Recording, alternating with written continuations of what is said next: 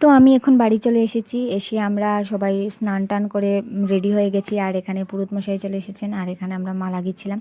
আর বাড়ি আসার যে পুরো ভিডিওটা আমি জানি না কিভাবে ডিলিট হয়ে গেছে। আমি এডিট করে রেখেছিলাম সব কিছু কমপ্লিট করে, যে আজকে আপলোড দেব, কিন্তু হয়নি। পুরো ভিডিওটা ডিলিট হয়ে গেছে। আর আমার মোবাইলটা একটু প্রবলেম করছিল, যার কারণে আমি পুরো ছোটো ছোটো ক্লিপগুলো আমি সব ডিলিট করে দিয়েছি, যে এডিট করে দেবো।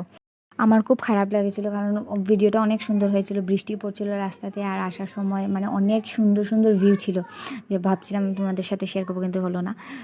যাই হোক, যা হবার হয়ে গেছে। তো এসব বাদ দিয়ে তারপর আমরা সবাই মিলে পুজো শুরু হয়ে গেছে, তারপর আমরা সবাই মিলে অঞ্জলি নিলাম, প্রসাদ খেলাম। আর ভোগ প্রসাদটা অনেক দারুণ হয়েছিল, আমার জেঠিমণি রান্না করেছিল। আর এই দেখো, এই হচ্ছে আমার একটা ছোট্ট বোন নীলাক্ষী, ও খুব দুষ্ট আর খুব মিষ্টি। তো রাতে আমাদের বাড়িতে মনসা মঙ্গলও হয়েছিল সারা রাত ধরে।